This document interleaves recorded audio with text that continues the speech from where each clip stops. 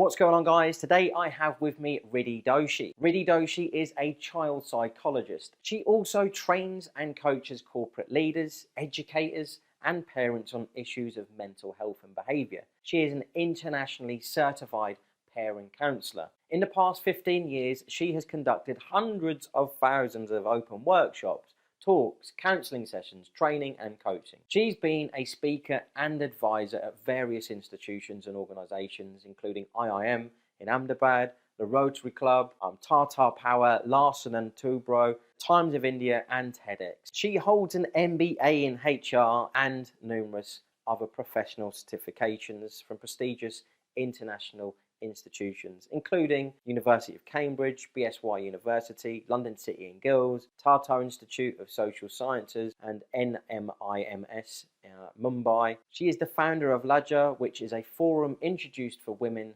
and aims at empowering women externally and internally, with the focus being on enabling women to overcome inhibitions and discuss issues that matters that are close to their hearts. She has been awarded with the National Award for Cultural Activities by Avantika in Delhi, Excellence in Wellness, Young Entrepreneurs Award, Self-Made Diva Award, among various others. I welcome the multi-talented, kind-hearted and successful Riddhi Doshi.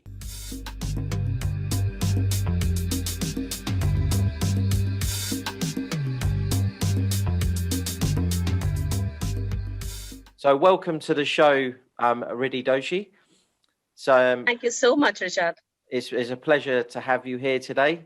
And I know we've had a little catch up already and talked about some of the things that we're going to talk about today. And although I've done an introduction, so some of the listeners know a little bit about you, can you just tell us a little bit about yourself, and what it is that you actually do? Sure. So I'm a practicing child psychologist and I call myself a parenting counselor as well, because I handhold parents in the initial stage of, upbringing their children. Yeah. Because I personally believe as a psychologist that if 10 years of your child's life is taken care of, then you need not worry about yourself and your child both, because your child is completely sorted in terms of the values and the discipline you want to inculcate in your child. Mm-hmm. Apart from that, I run India's first forum for women that's called Lajja. And Lajja concentrates on development of women. So when I say development, it's all about self and professional development. That's what we cater to. And we are present in around 6 cities of India and coming up with 3 more. Right. So this is all about the work I do. And I also run an academy that's RINS Academy Private Limited, under which I practice my psychology. And apart from that, I conduct a lot of sessions on mental wellness across organizations. Mm-hmm. So that's like is that a corporate piece, is it? Come again, sorry? Is that more of a corporate thing? Is it where you go into businesses and talk about mental wellness? Absolutely. So right from SMEs to corporates is where I work on mental wellness. Mm-hmm. Specifically for the people who are more into, technology business. What exactly is that? So if there's women listening, this is something where you empower them, or is training on skills, or? So we at Lajja believe, Richard, that each woman is empowered.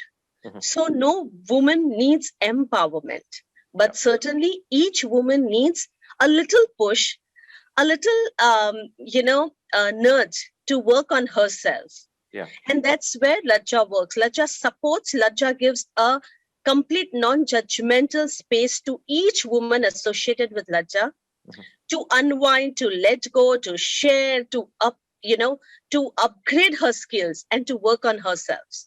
Right, because at the end of the day, if a woman is happy, rest everything can be managed. She has to be happy from within. Yeah, and she also has to understand herself. Because if she doesn't understand herself, then her being into the world of entrepreneurship or being on, into a job or even a homemaker, but she would not be able to give her 100% unless and until she understands herself. So Lajja helps through offline and online programs, a woman to understand her strengths, understand herself better, giving space to share, giving space to unwind and upgrade her knowledge. That's all about Lajja. Does Lajja stand for something or mean something in Hindi? So Lajja was picked up from a movie that was released some 15 years before named Lajja.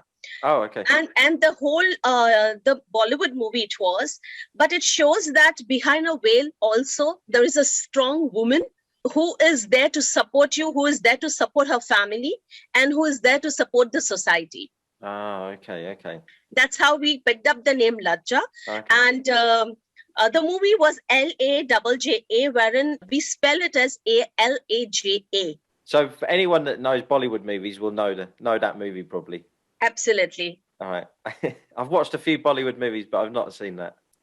For those that are listening, that are not aware, obviously you've done a TEDx talk on it, and I think it was called "Small Things Make a Big Difference." Absolutely. And what exactly what were some of those small things that can make a big difference? Richard, my life up till now, all the work I have been doing, for each and everything, there has been a small thing that has really made a huge difference in my thought process, in the work I do, and in everything I'm connected with. Mm-hmm. So the first thing what I started was RINS Academy while I was at the age of 19. And while I started RINS Academy, I wanted to get a difference into the thought process of youngsters, because once I was sitting at a coffee shop with my friend and I overheard few youngsters bad-mouthing their grandparents and their parents. And that's not something I would ever appreciate. So I wanted the youngsters to understand that your parents, your grandparents are the ones who are supporting you in your growth, who are supporting you in your career. And that's where the whole RINS Academy concept was initiated. The second example is Lajja. So Lajja, the thought was seeded while I was quite young, because I belong to a family when my parents have given us a lot of space to be creative, to be innovative, to talk, to share, and we were never judged within the family structure. Mm-hmm. So we are 4 sisters, and we all could develop ourselves as the way we wanted, with a lot of support from our parents. Yeah. But I saw that not many of my friends had that, that support and freedom back home. And whenever they used to go out or they used to meet for evening parties and all, they had to actually cook up a story to their parents, right? I know this happens now. Absolutely. So I always felt that there should be openness within the family. There should be openness, and, completely structure has to be different. And why a woman has to cook up a story if she has to go anywhere? Yeah. So that was completely seeded in my mind while that I was very, very young. But just 5-6 years before, while I was working with corporates, while I was heading a department in a corporate learning and development, I used to see that there was so much of disparity in the thought process and the way a woman and a man is treated in the society, specifically in India, I'm talking about. Yeah. And that's the reason I felt that I should be creating a forum. I should be creating a space for all those women who wanted to work on themselves, who wanted to share and not hold on to the feelings and emotions they had within. Because once you start holding on to emotions and feelings, you have a lot of emotions pent up inside. Mm-hmm. And that can create a lot of issues in regard to your mental health and your physical health as well. And that's how Lajja was born. And now Lajja is pretty big. We have 69,000 women being a part of Lajja. Is that how many? 69,000? Yeah, 69,000. Oh, and right. The third was the Mocktail Gazebo. So it's a manufacturing unit, which I started post the birth of my little one. So I had 2 bad pregnancies. Mm-hmm. And before the child I have right now, so my son is 10 years old. Mm-hmm. And before that, I had 2 bad pregnancies. So while I was pregnant with my 3rd child, I was craving for, aerated drinks and all. And my husband was really skeptical whether to allow me to have it or not, even my doctors, because after such a history, everybody was so worried and concerned for me. And that's where I felt that if my husband, my family, my doctors are so worried, and that might affect my health, that might be affecting a lot of other people's health as well, specifically the women who are bearing a life in their womb, So that's where the mocktail gazebo was started. It's completely a natural mocktail, manufacturing of natural mocktails. I started with, there are no colors, there are no preservatives being used. And I had learned long back. So I developed my passion into a profession. And that's how my third business started. So everything started with a small thought in mind, a small incident. And I always feel to make huge differences, you need not have huge stories or big stories to work or big incidents to support you. Anything small can also lead to something which can make a huge difference in life, in your own life and lives of other people as well. I never knew about this mocktail gazebo piece. That's quite new. I didn't know that. Yes. So it's a drink. It's a drink. It's a completely a fruit drink. And we also cater to, pre-wedding parties. We also cater to get-togethers, everything. Okay. All and right. it's completely fresh. So if you're, serving the mocktail around 6:30, we start making it by 5, and we serve fresh. Okay. Well, you're making it yourself? Yeah. I started as a home chef. But now I have a manufacturing unit for that. Okay. So great. I have 4 women working with me now. That's brilliant. I didn't know that. So anyone that's listening from India, get yourself a mocktail gazebo. So everything starts with something small, and that was what your YouTube video is about, which is on TEDx, which is on YouTube, isn't it? So if anyone, I'll put that in the link for people that would like to go and watch that. So let's get on to, I suppose, the bit that we're going to talk about the most today, and what might help people that are listening, especially parents, or if you're not a parent but you're thinking about becoming a parent, some of these things might help you coming up. So you're currently in the process of, well, I think it's kind of written, but it's almost, you're kind of ready to publish a book. Correct. Called Chanak. Correct. And the book is about, well, I think probably best for you to explain, isn't it, what the book is about? Sure, Richard. So Chanak is all about an ode to parenting. I personally believe that parenting is just a math, wherein mathematics 1 + 1 is 2. It's exactly the way parenting is all about. So in the initial stages, certain things, if that is imbibed in a child, later on you will see that the child doesn't have any mental health issues, and the parent doesn't have to face any issues in regard to child's discipline as well, right? So been 14 years into this field of child psychology, Janak has all the question and answers which the parents have been asking me since ages, I would say. And the same questions come very often, and that's where I felt that I should come up with a book which goes very easy for parents to understand, that if this is the scenario, the output from the parent side has to be this only. Yeah. It is very, very simple. Parenting is very simple. It's we parents who make it really complicated sometimes. Because we become a parent, but before that we have our own life. We come with our thought process, we come with our strong mindset, and that is all escalated while we are upbringing or while we are parenting our child. So Janak is going to help the parent to work on herself or himself, to understand the basics of parenting, and apart from that, whenever a child is facing some issue, how do you help your child before even you approach a counselor, or before even you approach a psychologist.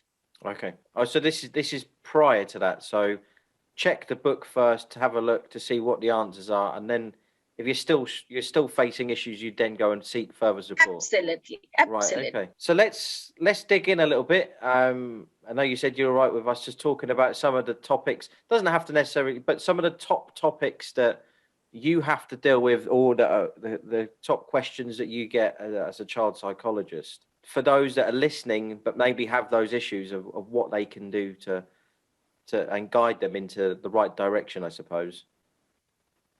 Sure, Richard. So usually in this many years, every time a parent, I have been asked by parents that how do I keep my child engaged? Lot of screen time apart from, barring the COVID time, screen time is more for children. And majority of the time, the parents are the one who have exposed their children to the screens, right?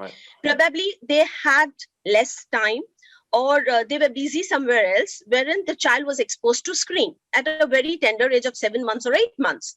And the child always gets lured by the colorful, the pictures that has been there on the screen and the music. Somewhere when a child is exposed to the screens at a very tender age, multiple times we have observed that the child is somebody who doesn't share, who is a loner, who doesn't understand that communication is two-way. They only understand that the communication is one way because that's what they have seen, right? When a parent puts on a cartoon for a child, the child understands that that's okay. The cartoon is not going to ask children to do something or ask questions or ask validation for something. It's just one way bombarding for the child. And that's where those children, when they grow up, they don't tend to share anything with their parents. They don't tend to share anything with anybody. And that's where a lot of mental health issues starts happening. So I always believe that parents should understand, and that's where I have helped them. And even in Janak, I have, focused on this aspect. And I'm right now also, I want to really make it easy for parents to understand that whenever you are busy, whenever you feel that you're not able to spend much time with your child, first thing you need to understand that your child doesn't need quantity time. Your child needs quality time. So 1 hour per day without any gadgets around, without you divided in with or around any work, you need to be completely with your child. Now, what all you can do while you are with your child is you can concentrate on gardening. You can have a reading corner wherein you can read books with your children. Can be Kindle version, can be a normal book. I would always prefer a hardbound book, but if that's not possible, Kindle is okay. The third thing, what you can do is you can have a gratitude jar, or you can have journals, talk to your children about emotions. How was the day? While we parents, while a child is throwing any tantrum or our child is not talking to us, we tend to question a child a lot. And that is not something which a child prefers. So, yeah. So what the best question, what do you mean by question? I'm not a parent, so let's pretend you're guiding me. So before the COVID times, when the school was, the physical school was on, while the child used to come home, the first thing the parent would ask the child, how was the day? What happened? What did your friends say? What did your teacher say? How did the teacher react? So many questions, it's just like bombarding and like kind of bullets been thrown at the child, which nobody prefers, not even me as an adult. Right? If I'm coming home after some time, or I'm after a few hours when I'm coming back home, I will prefer to be with myself for 5-10 minutes, right? Which the parent failed to understand. Parents, out of love and affection, tend to ask a lot of questions. They are not wrong. It's all about their love and affection for their child. But they need to tweak the system a bit. The process needs to be tweaked a bit. So what you can do is, if you see that your child is getting irritated a lot, if you see that your child is not talking to you, if you see that your child is not behaving properly, you need to tweak your questionnaire a bit. You need to tweak the process a bit. So let the child relax once after the studies. Probably you can have lunch together. Probably you can just sit and have a game of Lego or a board game together. Later on, while you are planning to start your studies, you can have a question answer round in which you can ask your child, how was the day? What happened in the school? Anything which I need to know? That's where your child will start sharing, because the child is in a happy mood that time. Right. Okay. So this is very important for the child. And coming back to what the parents have been asking me how to keep their children engaged. So gardening is one, a game of Lego, create Lego and create something. If you have a clay, create something out of like a palace or anything wherein your child is involved in creating or innovating something. Gardening is something wherein you can involve your child, because gardening teaches patience to your child. Gardening teaches that whatever you sow today might reap later on, right? And the child is inquisitive to, every day to look whether that seed has grown or not. So it is very important that you keep that inquisitiveness in your child alive. Yep. Also, you can have a board game, probably snakes and ladders, probably Ludo, something with your child wherein there is a lot of laughter, there is a lot of smiles, maybe a puzzle, maybe jamming, maybe rhythm jamming, word jamming, anything can be done, right? Yeah. So there is a lot of things which can be done, but not exposing your child at a tender age to the screens. Because that's something wherein your child is surely going to get affected later on. By 11 or 12, they start getting frustrated because they have never learned how to share, how to let go. So this is something which all the parents have been asking me, that how to keep my child engaged. A lot of screen time is there. How to help my child in this. Second important thing, which in this many years parents have been asking me, is that my child is very anxious. Anxious? Okay. Yeah, anxious. Okay. And many children have, I have seen that later on by 12, 13 years of age, they get anxiety attacks as well. Yeah. I was going to say, what age is this? Is this around this sort of like teenager kind of coming up? Yeah, absolutely. So between 10 to 13 is the age where we have seen that there are a lot of panic, anxiety attacks a child has been facing. Now, this starts while the child is young. Or I would say that's completely seeded in the child's mind while the child is in the mother's womb. What happens is, while a lady is pregnant, if the lady is not calm, if the lady is not relaxed, if the lady doesn't know how to work on her emotions, and she's very, very anxious about the child's growth within the womb, the child's growth in terms of whether there is a movement in the womb or not.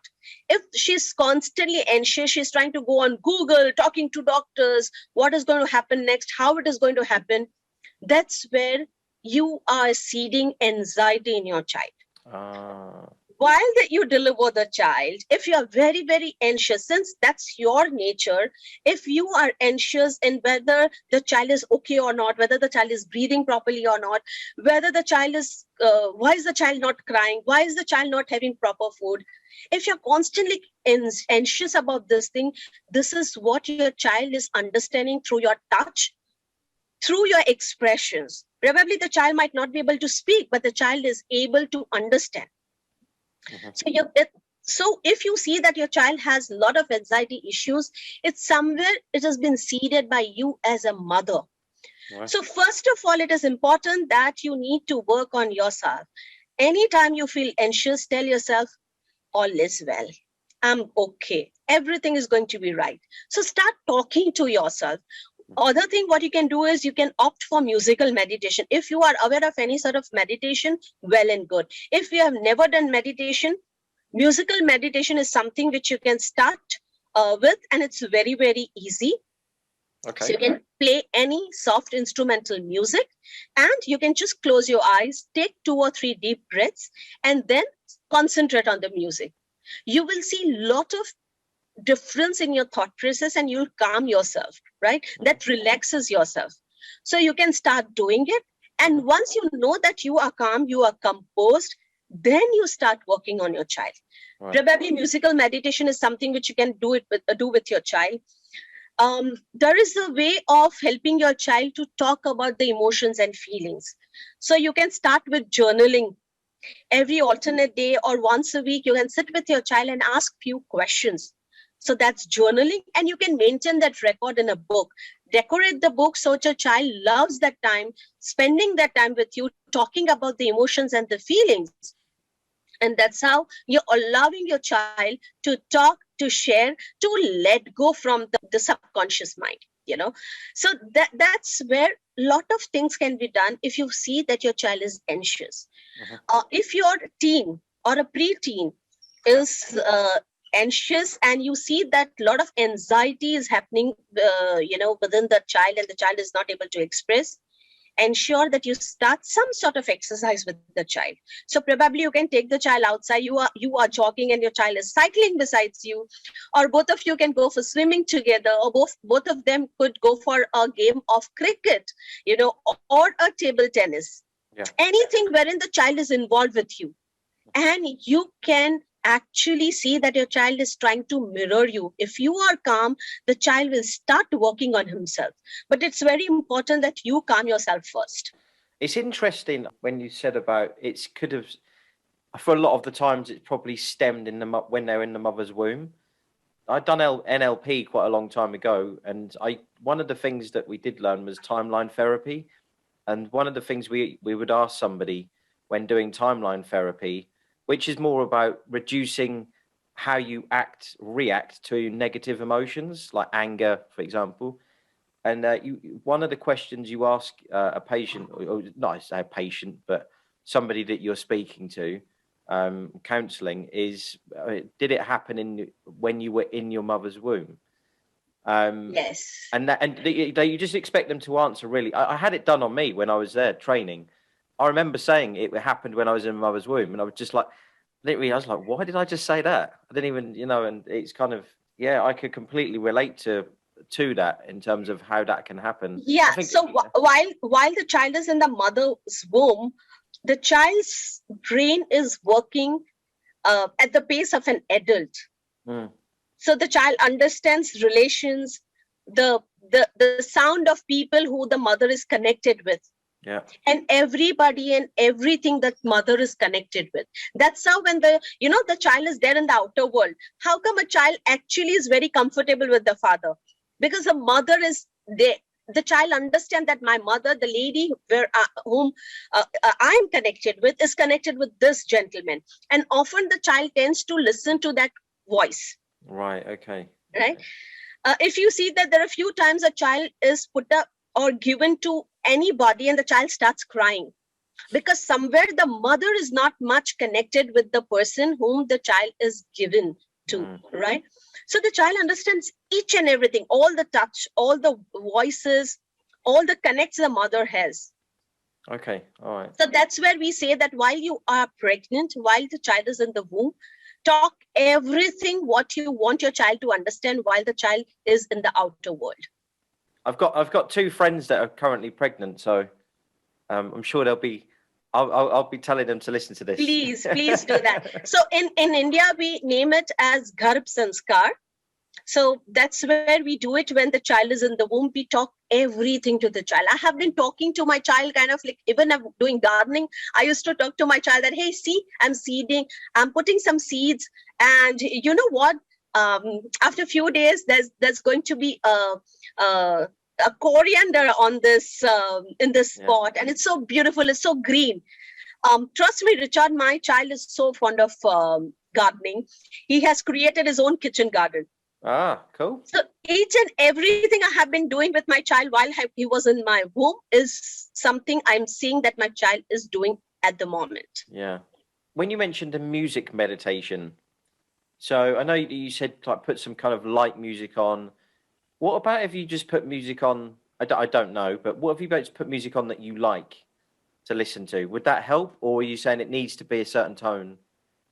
So you might be liking music which is rock or which is jazz music, or probably something which is really very high on sound. Okay, that will not calm your mind. Yeah. So something which is instrumental, something which is soft, even which has wordings, it's fine, but which has to be soft, because anything which is soft tends to help you to calm yourself. Well, if you see rock music, whether you see jazz music, I love those music myself, that genre of music, but that doesn't help me to calm. I'm completely ignited, while that music is on. Yeah. So while you need to calm yourself, while you need to relax, you need to have something which is really soothing and calming. Right. Okay. Yeah, I asked that because music is one of my go-to things. It can help you change your mood very easily. Absolutely. It's part of my morning routine. While I'm in the shower and getting ready for work, music is on. But it's generally not soothing music. Okay. All right. Cool. So what are the other I suppose, common areas that parents come to you about? So the third, and in this many years, the one of those questions which has repeatedly been asked by parents is how to help my child to control anger. Okay. All right. Now, a lot of times there are a lot of anger tantrums the child is, throwing at the parents and probably on himself or herself as well, trying to harm or himself or herself. And a lot of other ways the anger is shown, probably by back answering, probably by misbehavior. It is very important for a parent to understand that anger tantrums is something wherein we as parents have somewhere allowed the child to do it. So while the child was 6 months, 7 months, or while the child started walking, and the child starts asking for certain things, and if you constantly start giving the child whatever the child has been asking for, is where the child has habit of that whatever I do or whatever I ask is been allowed. And given, right? Yeah. So he has a habit of it. And when it is not given, when you realize later that this is not needed for my child, and when you don't give, that's where anger tantrum starts. Right. Second is, if you have not disciplined your child in the initial stage. So if your child has habit of, breaking, touching things, and if you have not exposed your child to the concept of it is decoration and it's supposed to be touched, not hold, not you're not supposed to break, neither you're supposed to throw it. If you are not exposing your child to such things, your child might understand that it's okay to touch anything and everything at your place and at somebody's place. And when you understand this and when you don't allow your child is where your child starts getting anger. Right. Third important thing, while your child gets angry often is there is sleep issues. There has been something which is constantly bothering your child. Either your child is bullied, either your child is not made understood how to, share feelings and emotions, or probably they have not been known what is feelings and what is emotions. What are different types of emotions and feelings, which you as a parent need to inculcate into the child right from the child starts, understanding. So probably 3 months, 4 months, 5 months, while you start connecting with your child is where you can start exposing your child to few emotions and feelings. Okay. So next time when you see that your child is actually angry or throwing a lot of anger tantrums, say it be 3 months, say it be 5 months, say it be 1 year, 5 years, 10 years, or 15 years. If you see that there are a lot of anger tantrums happening, just go hug your child. Sometimes a touch is needed, just a touch is needed. Yeah. Or probably just take your child's hand in your hand and say, I understand. I understand you're feeling angry. Do you want to talk? This is how it's supposed to be handled. But what we as parents do is, what happened? Why are you angry? Why are you behaving like this? Is this the way to behave? So while you talk, or while you ask these questions, you are reinforcing the behavior that the child is doing. You are telling your child that that's okay to behave like this. And that's where you're going to grab my attention. So instead of doing that, you need to just give a touch, probably hug and say, do you want to talk? If the child is comfortable, he or she will talk. If not, after some time, obviously your child come and talk to you. So give that space to your child to understand his or own feelings.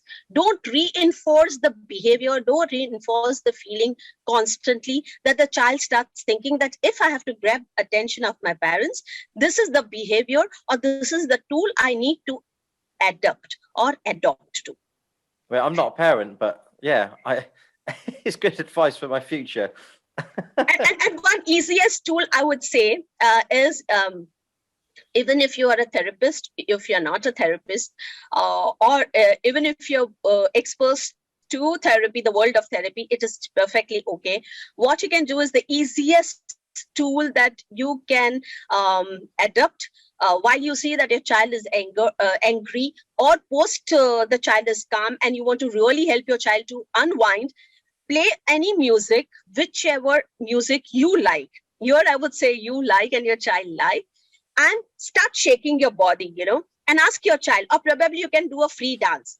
You will see that your child is completely calm down, and also in some movements your child will be able to remove that anger which is kind of bottled within him or her. So dance movement and dance are the two things which helps to be in here and now, and majority of the times it also helps to connect. There's a mind body connect happening. And third very important thing is that through movement and through dance, you are able to let go your emotions and the feelings which are not advisable to be holding on to or keeping it within. And what ages would you, I like this as a thing to do. This is great. What age groups is this? Just kind of any age? Any age. Even if your child is just 8 months, okay, you can just put on your music and start shaking. Also, you can take your child's hand and you can shake, and even you can shake your body as well. So it is so simple, but it is miraculous. Top tip. Yes, that's a top tip, I would say. One bit that you mentioned just a minute ago, I think maybe something to, I know it's not something we maybe discussed that we were going to talk about, but is bullying. Is that something you have to deal with, or you've had to deal with a fair bit? Because I know bullying. I mean, that's just something that doesn't matter what culture you're from. Bullying is something that goes on all around the world, and it's not. It affects some children to the point where it does. Suicide. It's terrible. So recently, Richard, I initiated a concept of parenting bully, which parents have not been aware of, but knowingly or unknowingly they have been doing it. That's where the bullies are created. Now, what is parenting bully? So let me share an case which happened, which I treated some few years before. Yep. And a 17-year-old was talking to me about life after death. And how 17-year-old, right? And otherwise, in his career, he was somebody who had come up with 3 applications, mobile applications, and had sold to some company in US, and he had earned a lot of money. Wow. So he was very successful in the work he was doing, right? He was a young teen entrepreneur, I would say. But for life, he had lost trust and self-acceptance. He had lost love for himself. So he was just not connected with himself. Even if you ask the child to smile, he would just smile and then get back to his seriousness. Okay. So there was so much of plastic smile in him, and there were no emotions as such. So while I was constantly probing, in first or 2 sittings, he just refused to talk. We were talking everything and anything that was happening in our country, India, or abroad, or the economy, or the government, and everything. But he was just not allowing me to ask anything in regard to him and his family. And 3rd or 4th sitting, I don't remember exactly, but he was just tapping on the table in my office. So I started tapping. So I started jamming, and I'm a dance movement therapist. So I picked up that tapping, the rhythm and the movement from him, and that's how the first connect happened with the child. And after a lot of probing, I got to know that while the child was young, in 3rd or 4th standard, he was too good in running. Okay, so the parents always wanted him to be a runner and take up running as a, later on as an occupation, I would say as a career. And once the child lost the running race, the father tend to tell the child, I am stupid that I expected from you. You are just hopeless, and I can't expect anything, anytime, at any point of time in my life. Right. And then the word hopeless started running in his mind. So each and every time something happened, the father would say, you are just hopeless. Either the child will even, just do anything within, on the dining table also, or just, even if the spoon drops from his hand, the father will say, such a hopeless child you are. So the word hopeless started so much into his subconscious mind that the child started feeling that he is hopeless. Right? So that was the root cause. That's how his whole identity started building up.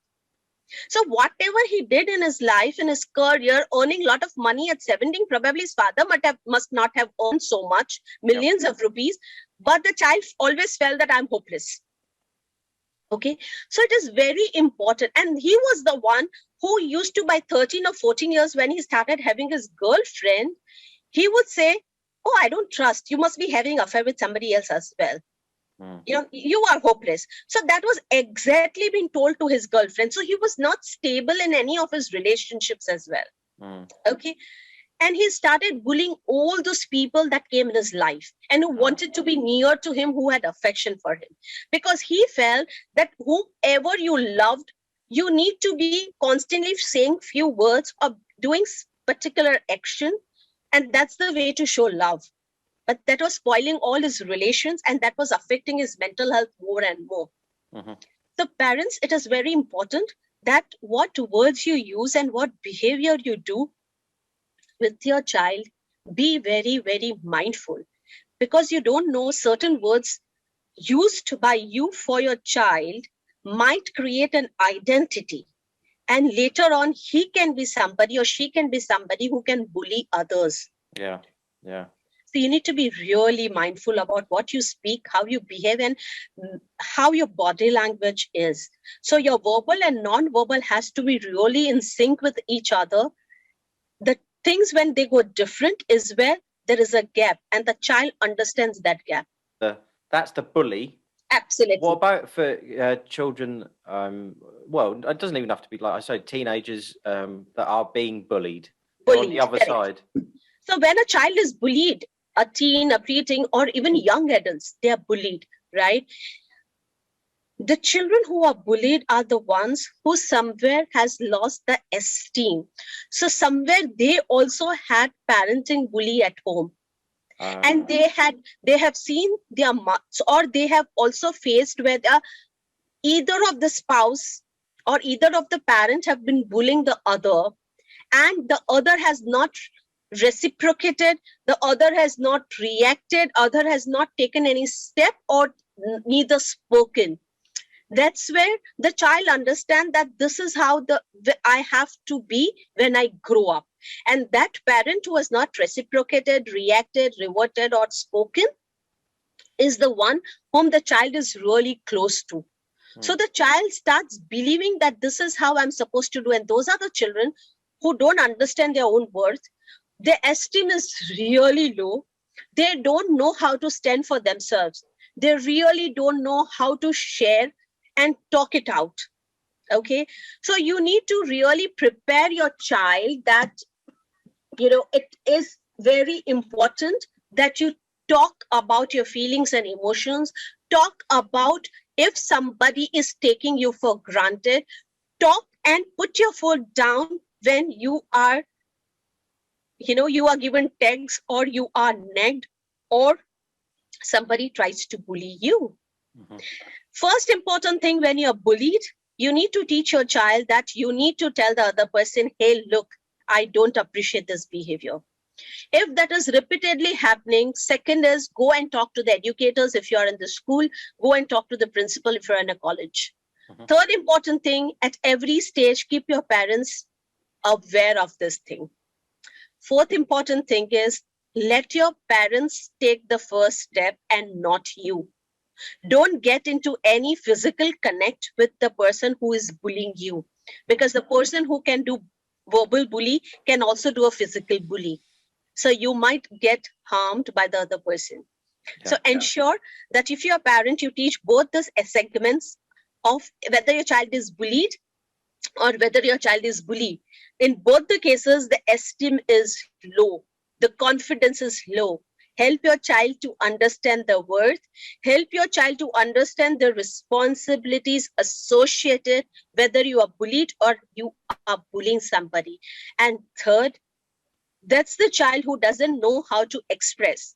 So create a situation where your child starts expressing and sharing the emotions and feelings, and you will see remarkable difference in the behavior of your child. I think this is good advice, isn't it, for anyone, if there's any teenagers listening in as well that maybe have gone through that. I hope this helps. Yeah, so do I. So Before we finish, Riddhi, any last words of wisdom to parents? Final top tip. Yes, top 10. Oh, wow. No, not top 10. No, you don't have to do top 10. Top tip. One Top more tip, top top tip. tip. One more Oh, final lovely. piece to parents. Parents, one and only thing I would like to tell you is, or I would like you to imbibe in your life is, give a very non-judgmental listening space to your child. Create that space. Let your child have that space where he or she can come and talk each and everything without being judged. Don't let your own thought process, your upbringing, your exposure in front of, in front of the while your child is expressing. So don't get that veil of your thoughts, exposures, and everything while your child is talking. Give that space completely to your child to talk and share. You never know what your child is facing. If you give a non-judgmental space, you might be able to help your child. Because understand one thing, that what exposure you had as a parent and what exposure your child is having in this age or era is very different. So you need to allow your child. And second and the last, while the world is turning towards artificial intelligence, if you have not given this non-judgmental space to your child by the age of 12, 13 will certainly need a psychologist. So to stop that, stop in the sense, it's no more a taboo to, take professional help, but at least the child's mental health should not be affected. So give that non-judgmental listening space to your child. I'm sure you'll be able to help your child a lot. Okay. So just listen, let them speak and hear them out. Let them speak. And while they are speaking, don't try and frame, things in your mind, because that's where you are having a veil of your own exposure, your thought process, your upbringing. Don't let that come while your child is talking to you. You need to really, tame your mind in this. But once you have a habit of doing it, it's going to be a beautiful journey of parenting and a beautiful bonding you're going to create with your child. Look, firstly, I just want to say thank you very much for coming on the show, Riddhi. And it's the first time I've really ever spoken to a child psychologist. Oh, lovely. And where can people find you? So I'm very active on LinkedIn and on Facebook. Also, you can reach out to me through my website. That's www.rinsacademy.com. And on LinkedIn, it's Riddhi Doshi.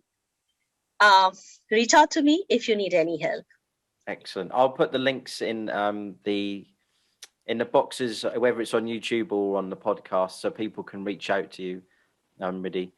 Sure. But yeah, once again, thank you very much. I've learned quite a lot today. Like I said, I'm not a parent, but it's quite interesting as well.